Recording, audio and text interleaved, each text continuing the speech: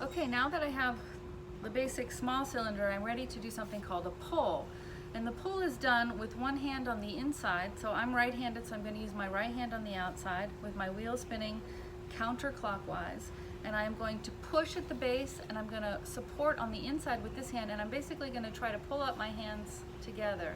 And then when I get to the top, I'll sort of compress the lip again, and that will be one pull. So you start from the bottom, and then you hold it a little bit till you get a ring of clay, and then you move it up and compress, and that's a pull. So I'm looking for the clay to be pretty even from top to bottom. I'll try to keep the clay kind of coming inward for now. So I'm kind of moving the clay up, as you can see.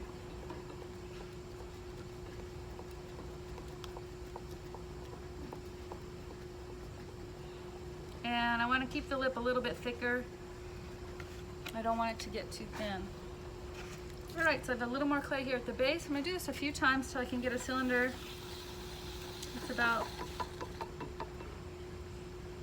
the height I want. I'm just going to pull up a little bit more of this base. Now my hands feel a little dry, so I'm going to add a little bit of water. Again, I'm not adding too much. I'm just really careful to add just enough.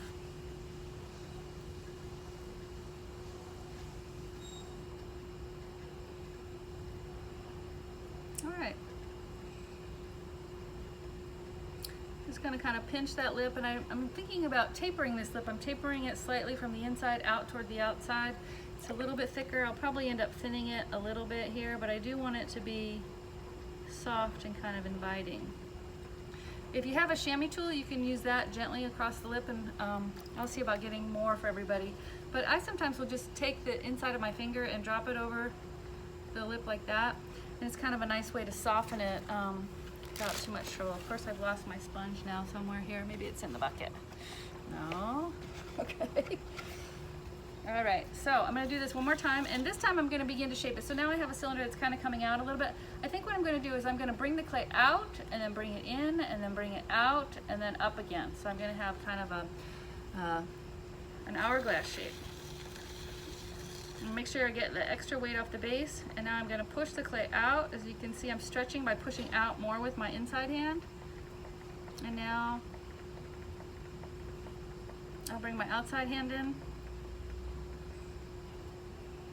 Kind of taper it to have kind of. Now I'm just going to work on that profile, trying to get those transitions right. And you can think a little bit about the surface of the clay. So that was a pretty quick in and out demonstration here, but if I were to cut it in half, it would be fairly even here.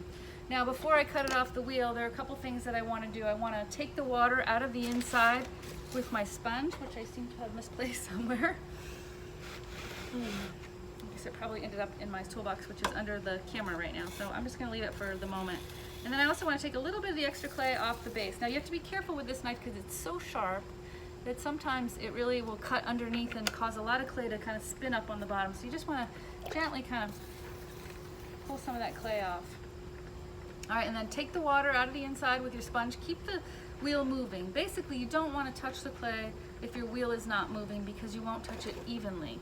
And when you're moving your hands, you know, up and down the form, you really want to make sure that you're doing it slowly and making sure that the clay passes through your fingers at every level.